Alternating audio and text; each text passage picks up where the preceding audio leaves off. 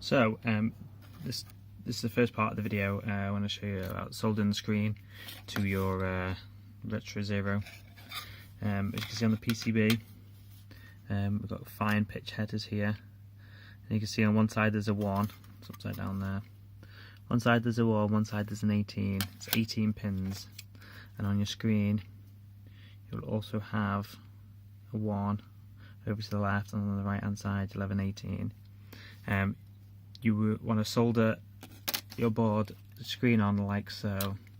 Solder it like this so that it'll fold over and then be in place then.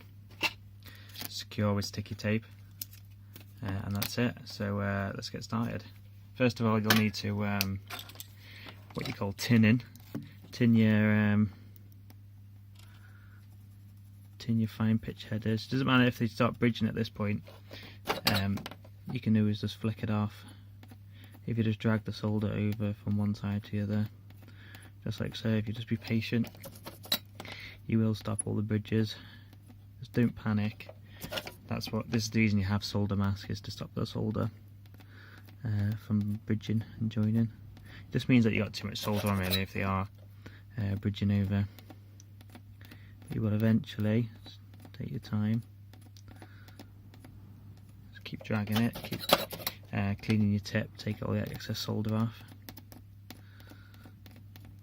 And you should something. It looks kind of like the way like it is before, but a little bit lumpy and bumpy. But you can see there's a little bit of a join there. Let's give it a good look.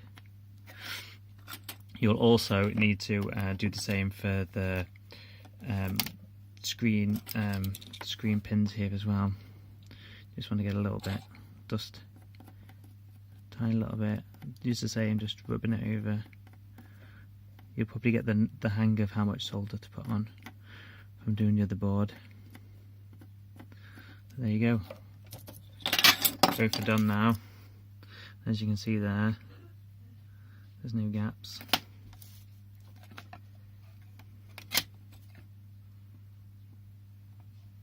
Yep, we should have a gap between them. Next up, we're going to lay the screen down. You can use a bit of Kapton tape if you want to, just to hold it in place. Just line the pins up. This is where it gets a bit technical, because you want to get the first. Once you get secured down on one side, but just line it up.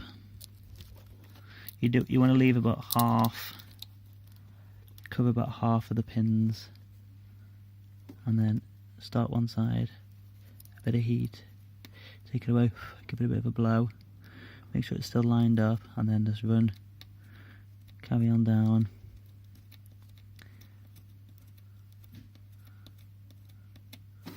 Until it's all stuck.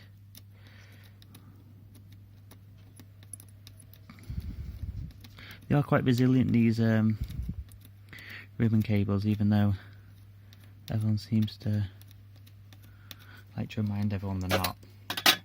I've done with these prototyping. I've took one screen, I took it off about 5 times and it still worked fine. So, and there you go, your screen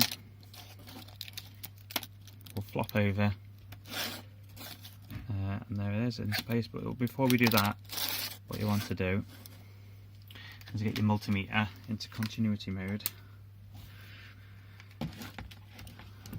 and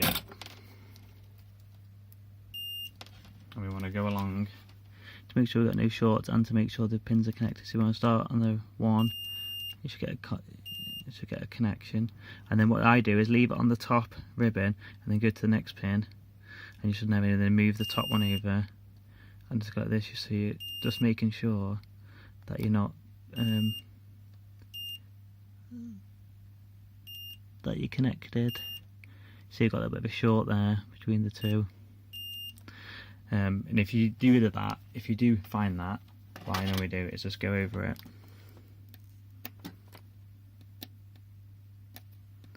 You're kind of just dragging it out. It sometimes solves it, but sometimes it doesn't. Sometimes you have to get your hot air station out and I can't have. it's still shorted at this point. I'd probably take it off with a hot air gun, take it all off, clean all the solder off, and start again. But there is parts on the board where you can get two that are joined together, like the two VCC ones here and the LED ones. They're all connected, but there is a little like silkscreen bit there to show you. But yeah, just go along making sure that they're connected and not connected to the one next to it all the way along, and then if that's right, we can move on to the next part. So yeah,